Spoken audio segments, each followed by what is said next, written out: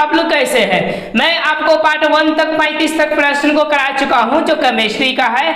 अब जो मैं कराऊंगा आपको 35 से लेकर मैं 36 से लेकर लगभग 70 प्रश्न इसमें मैं कवर करने वाला हूं जो कि बोर्ड की दृष्टि से बहुत ही इंपॉर्टेंट है। तो चलिए बिना टाइम गवाए हुए ही हम इस प्रश्न को देखते हैं। क्या बोल रहा है मेरा 36 नंबर प्रश्न?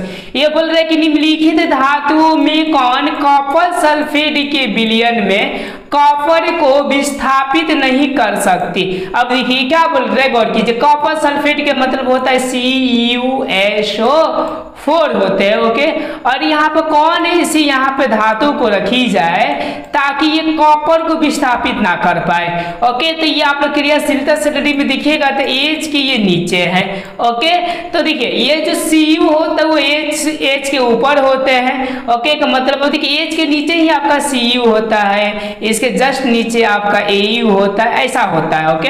तो देखिए कॉपर आपका ऊपर हो, सॉरी कैल्शियम ऊपर होता है, का मतलब ये विस्थापित कर सकता है। ये भी ऊपर होता है, मतलब विस्थापित कर दे सकते हैं। ये भी ऊपर होते हैं, मतलब विस्थापित कर देते हैं। लेकिन ये जो है आपकी वो कहाँ होते, तो आप लोग गौर कीजिएगा। एच के ये नीचे होते, वो भी Cu के भी ये नीचे होते, इसीलिए इसको विस्थापित नहीं कर पाएंगे। जो 36 का जो राइट आंसर हो जाएगा वो ऑप्शन नंबर आपके डी हो जाएंगे। चलिए अब हम लोग 37 नंबर प्रश्न को देखते हैं। 37 में क्या बोल रहा है? ये बोल रहा है अभिक्रिया Fe2 और Cu। अब बोल रहे हैं Fe और क्या CO2 में अकारक है। अकारक के मतलब ऑक्सीकरण होना, ओके। के मतलब ऑक्सीकरण कौन से पदार्थ हो रहा है? जैसे ऑक्सीकरण के मतलब O2 को जुटना, ओके। तो किस में जुट रहा है गौर कीजिएगा, ओके।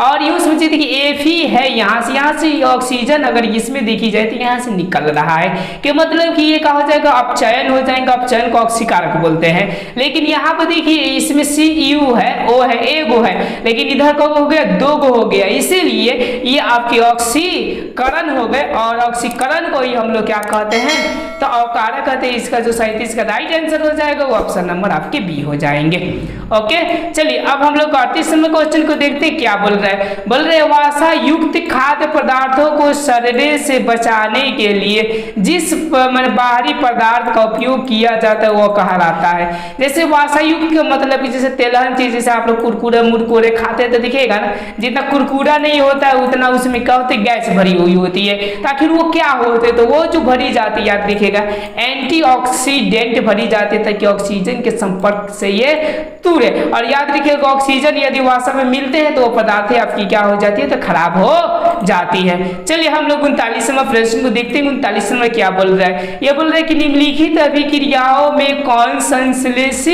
संश्लेषण अभिक्रिया है? संश्लेषण के मतलब यूं समझिए कि संयोजन अभिक्रियाएं है, कि मतलब कौन है? देखिए ये वाला आपको दिखाई दे रहा है एकल विस्थापन अभिक्रिया है, ये वाला भी आपका एकल ही विस्थापन अभिक्रिया है। अब ये देखिए ये आपका वियोजन अभिक्रिया, क्योंकि ये को टूट कर ये दो या दो से अधिक पदार्थों में मिल जा रहा है। यहाँ पे देखिए दो को मिलकर ये को बन जा रहा है, इसीलिए कौन सा अभिक्रिया हो जाएगा, संश्लेषण के मतलब संयोजन अभिक्रियाएं हो जाएंगे। चलिए अब हम लोग 40वां प्रश्न देखते हैं। 40 में क्या बोल रहा है? ये बोले द्रव्य सोडियम क्लोराइड के विद्युत अपघटन करने पर क्या होता है? तो गौर कीजिए मैं यहाँ पर समझाता हूँ। जैसे कि ये आपके ये समझिए कि विद्युत जब दिया जाता है तो ये प्लस हो जाते हैं और ये क्या हो जाता है, Cl हो जाते हैं, ओके। दो को इलेक्ट्रोड डाला जाता है, याद रखिएगा, उसे जब अपघटन कराया जाता है। एक को बोला जाता है माइनस, एक को बोला जाता है प्लस। अब देखिए माइनस को याद रखिएगा कैथोड बोलते हैं, ओके। क्या बोला जाता है? कैथोड बोला जाता है। और प्लस को याद रखिएगा हम लोग क्या बोलते हैं, एनोड बोलते हैं, ठीक है ना।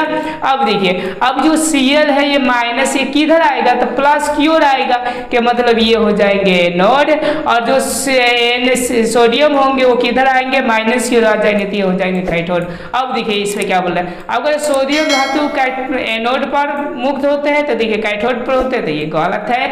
अब देखिए सोडियम का ऑक्सीकरण हो रहा है, यानी नहीं हो रहा है, ये भी गलत है। सोडियम क्लोराइड अपरिवर्तित रह रहा है, नहीं अपघटित हो गया, कि मतलब ये भी गलत है। तो देखिए क्लोरीन गैस एनोड पर, तो देखिए क्लोरीन जो गैस है वो किस पे मुक्त होती है, तो एनोड पर मुक्त होती है। जो राइट आंसर हो जाएगा 40 का, याद रखिएगा आपका डी हो जाएंगे। अब चलिए अब हम लोग 41वां प्रश्न देखते हैं। 41वां मेरा प्रश्न क्या बोल रहा है? जैसा कि आपको दिखाई दे रहा है कि समीकरण Fe2O3 ओके और एल्युमिनियम, ये क्या हो जाता है एल्युमिनियम ऑक्साइड और फेरिक में निम्नलिखित में कौन सी परिरक्षण होते हैं, तो मतलब कि कौन सी अभिक्रियाएं हैं। तो आप गौर कीजिए यहाँ से जो आपका Al है वो Fe के विलयन से Fe को हटा दे रहा है, कि मतलब कि यहाँ पर हटाया जोड़ने का काम हो रहा है, बरियारी और कमजोरी का काम हो रहा है। तो ये कौन सी अभिक्रिया हो जाती है, जब इस तरह की अभिक्रियाएं हो तो वो हो जाती है आपकी विस्थापन अभिक्रिया। संयोजन का मतलब दो गो मिलकर एगो और अपघटन का मतलब एगो टूट कर दो या दो से अधिक पदार्थ है हो जाने। चलिए अब हम लोग 42 नंबर देखते हैं, जो कि बहुत इंपॉर्टेंट 42 नंबर प्रश्न है आपके। क्या है 42 नंबर, तो देखिए ये बोल रहा है आपका कि किसी ताजा तेल को बहुत दिनों तक सुरक्षित रखने के लिए निम्नलिखित में कौन से गैस का उपयोग करते हैं, मतलब ताजा तेल को ज्यादातर ओके।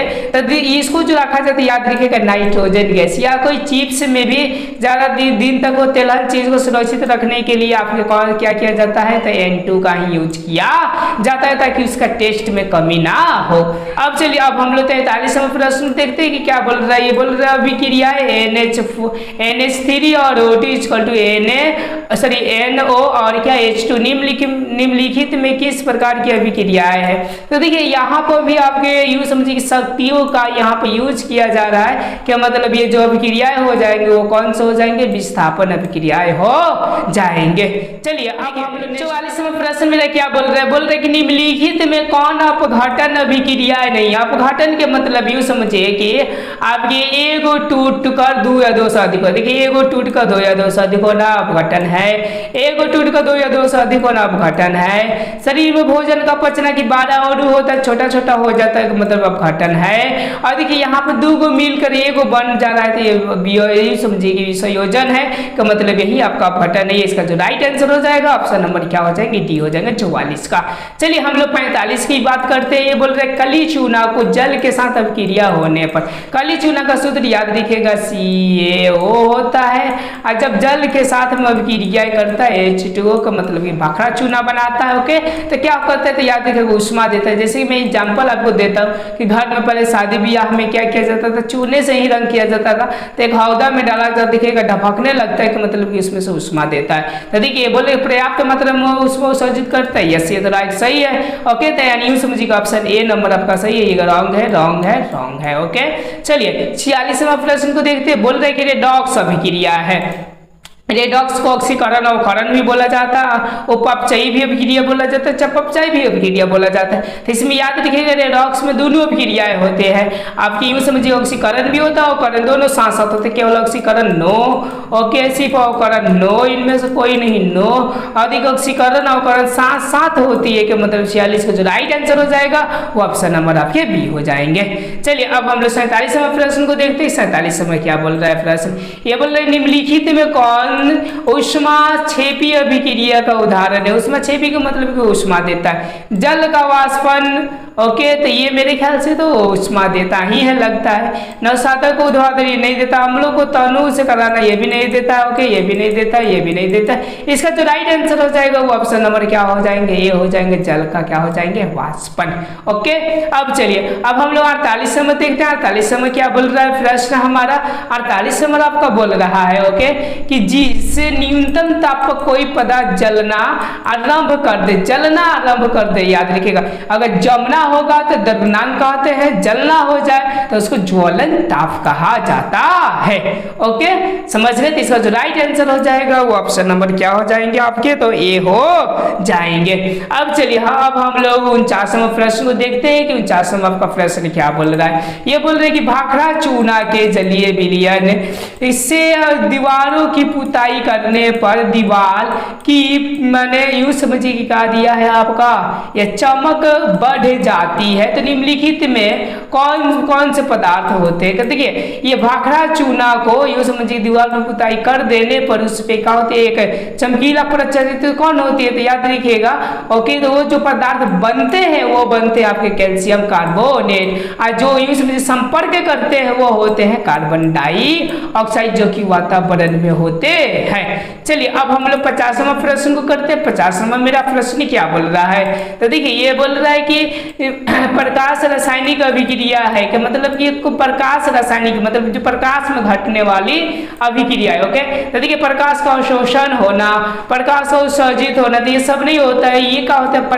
पदार्थ का अपघटन होता है। प्रकाश रासायनिक अभिक्रिया में क्या होता है, प्रकाश का अपघटन होते हैं। इसका जो राइट आंसर हो जाएगा वो ऑप्शन नंबर आपके क्या हो जाएंगे, सी भी हो जाएंगे।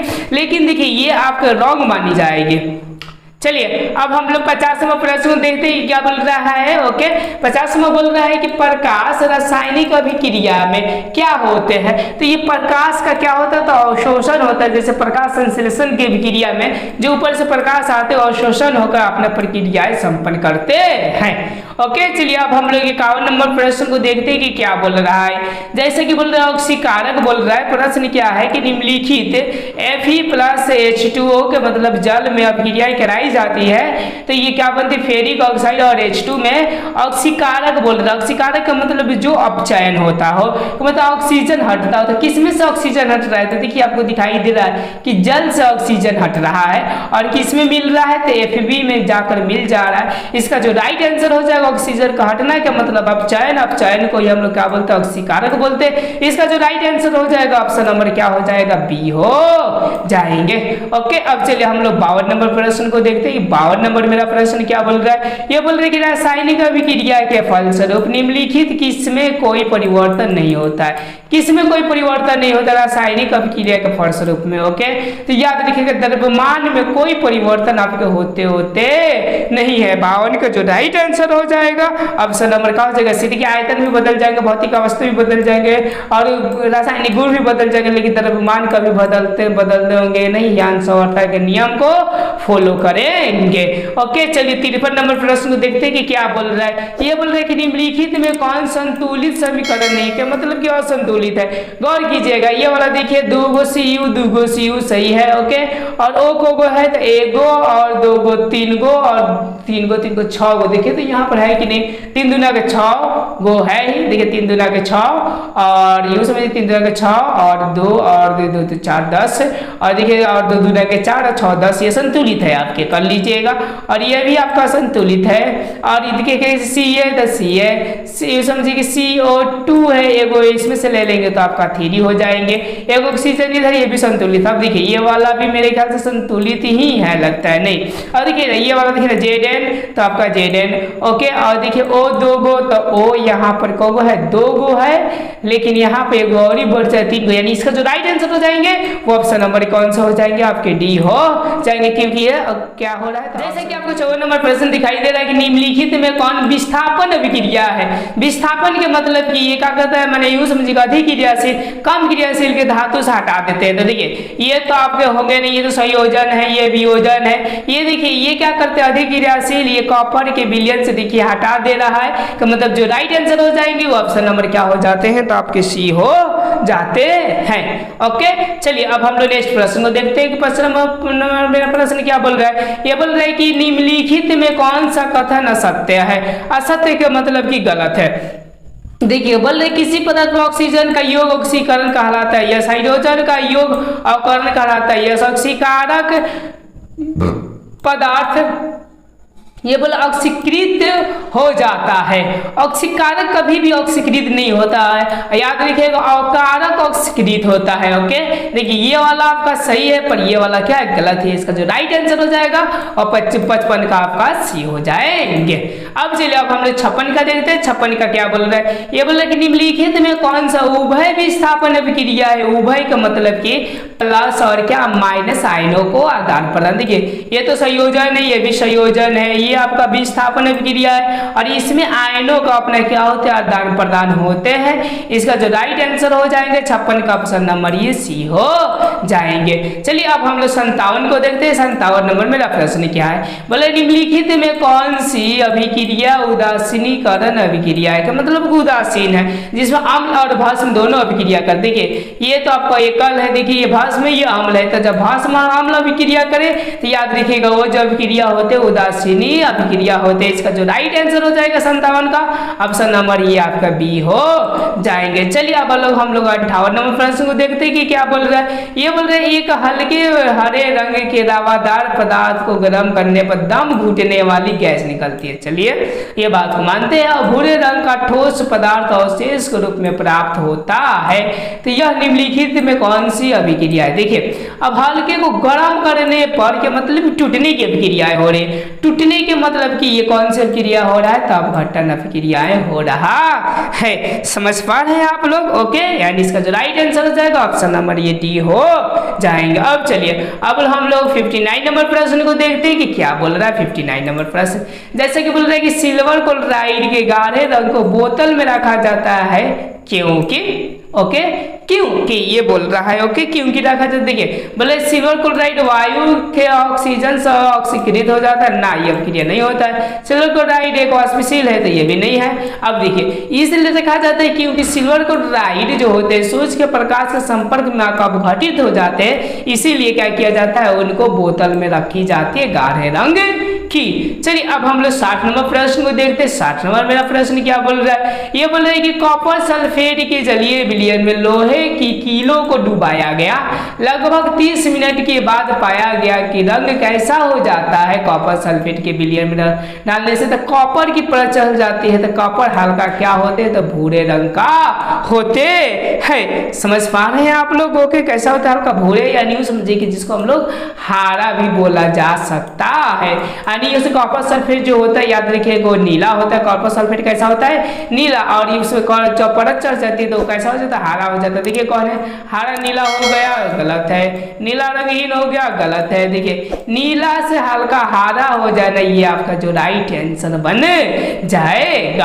अब चलिए हम लोग 61 का देखते हैं। 61 नंबर क्या प्रश्न बोल रहा है। ओके 61 बोल रहा है कि सोना की परमाणु संख्या के मतलब सोना कितने होते हैं, तो याद रखिएगा ये 79 होते हैं। ठीक है ना, इस पॉइंटेड को भी याद रखिएगा, ये भी आपके बोर्ड में भी प्रश्न करता है।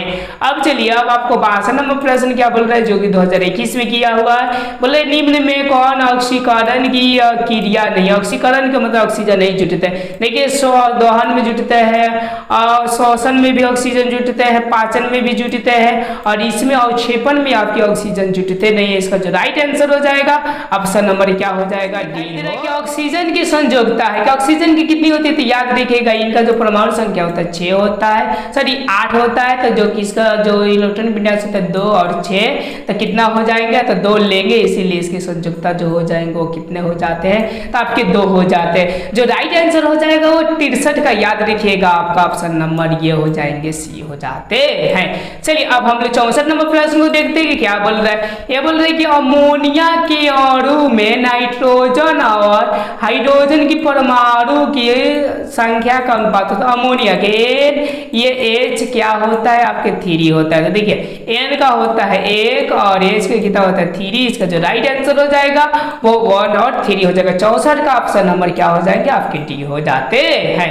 अब चलिए अब हम लोग 65 नंबर प्रश्न को देखते हैं कि 65 नंबर मेरा प्रश्न क्या बोल रहा है। बोले कि निम्न में से कौन विस्थापन अभिक्रिया के एक उदाहरण है। विस्थापन के मतलब कि उसमें क्या होते हैं, कम माने अधिक क्रियाशील कम क्रियाशील के धातु को विस्थापित कर देते हैं। तो इसका जो राइट आंसर हो जाएगा, देखिए ये तो आपका वियोजन है, ये संयोजन है। ये देखिए ये क्या कर रहा है, तो देखिएगा यहाँ से और इसमें गौर कीजिएगा। ओके सीयू को हटा दे रहा है। इसका जो राइट आंसर हो जाएगा 65 का ऑप्शन नंबर क्या हो जाएंगे, सी हो जाते हैं। अब चलिए हम 66 नंबर प्रश्न को देखते हैं क्या बोल रहा है। बोल रहा है सिल्वर क्लोराइड का रंग होता है जो कि 2021 में पूछा हुआ है। तो इसका जो आंसर हो जाते हैं आपके ऑप्शन नंबर कैसा हो जाएंगे, ये डी हो जाएंगे, क्योंकि ये थोड़ा हरा होते हैं। ऐसा नहीं आप उस वेट मत लगा दीजिएगा, नहीं तो फंस जाइएगा। चलिए अब हम लोग ये देखते हैं जो कि 2022 में भी प्रश्न आपका किया हुआ है। क्या है, बोल रहा है कि अभिक्रिया CuO + H2 = आपके क्या होता है भाखड़ा चूना किस प्रकार की अभिक्रिया है। तो देखिए 2 को मिलकर 1 बना देना के मतलब कि ये उसी समय से बता रहे कि संयोजन अभिक्रिया संश्लेषित अभिक्रिया, यानी 79 का जो राइट आंसर हो जाएगा वो ऑप्शन नंबर क्या हो जाएगा, बी हो जाएगा। चलिए कली चूना का सूत्र क्या होता है, तो याद रखिएगा कली चूना का CaO होता है। और यूँ समझिए चूना जल का सूत्र CaOH का होल 2 होता है। संगमरमर का सूत्र CaCO3 होता है। चलिए अब हम लोग आज का सबसे लास्ट प्रश्न को देखते हैं, क्या है हमारा, ये हो रही है शरीर में भोजन का पचना किस प्रकार की अभिक्रिया है। तो याद रखिएगा ये जो होता है वो उपचयन अभिक्रिया होता है, क्योंकि इसमें O2 का क्या होता है, संयोग होता है। ओके, समझ गए। अगर वीडियो आपको अच्छा लगे तो लाइक सब्सक्राइब अपने दोस्तों